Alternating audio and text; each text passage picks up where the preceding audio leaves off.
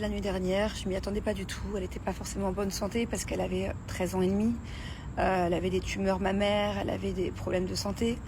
Mais en tout cas, on arrivait encore à contrôler. Je veux dire, la vétérinaire n'était pas pessimiste sur son état de santé général. Et j'ai encore quelques jours de ça, je pensais qu'il lui restait encore des mois et des années à vivre. Et c'est assez soudain, ce qui s'est passé hier, et j'ai du mal à l'expliquer. Et les docteurs aussi ont eu du mal à l'expliquer. Nala a eu des problèmes. Elle avait du mal à faire ses besoins depuis quelques jours, et particulièrement hier. Du coup, ma tante l'a emmenée chez le vétérinaire. Et je pense qu'elle avait un problème au niveau du côlon. Au début, on pensait que c'était un kyste.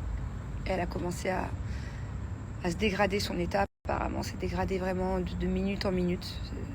Ça a été vraiment très très vite hier. Donc, elle a vomi du sang, elle s'est vidée aussi de sang de partout. Donc je pense que ça commençait à être une hémorragie interne ou on ne sait pas trop.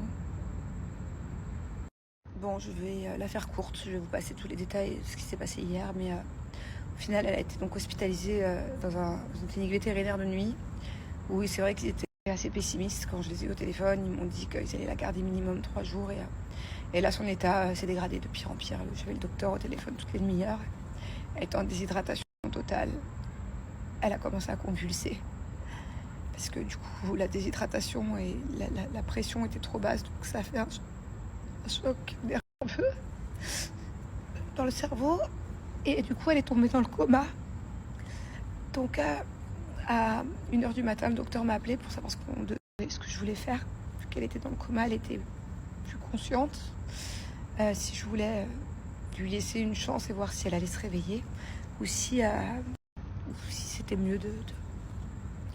Donc j'ai préféré lui laisser une chance. Je me suis dit, bon, apparemment ça existe, il y a des miracles. Et le docteur m'a dit qu'il y avait des fois des chiens qui se réveillaient. Son état a continué de se dégrader. Et puis du coup, elle s'est pas réveillée, voilà. Donc c'était un peu subitement, quoi. C'est-à-dire qu'on n'a pas vraiment été préparé à ça. Ni moi, ni ma tante, ni ma grand-mère. C'est ma tante et ma grand-mère qui prenaient soin d'elle quand j'étais à Dubaï. Et d'ailleurs, je suis très contente parce qu'elle a vécu ces derniers jours et ces dernières semaines chez ma tante. Et il y avait un grand jardin et elle était vraiment contente. Elle était super bien traitée, épanouie, beaucoup d'amour. C'est ce qui me fait un peu...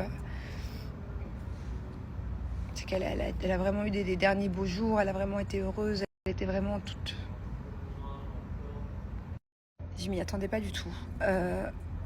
Je devais la récupérer dans quelques jours pour passer tout l'été avec elle, avec les enfants. Et je m'attendais à avoir encore au moins un été ou deux avec elle. Enfin, voilà. Donc je vais arrêter de parler pour ce soir. J'ai du mal à finir mes phrases. J'avais qu'une envie, c'est d'être dans mon lit avec mon mari.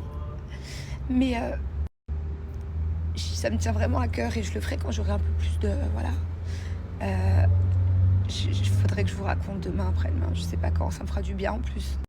Toutes les anecdotes que j'ai eues avec Nala, parce qu'elle a eu une sacrée vie de chien. Elle a tout vécu, Nala, avec moi.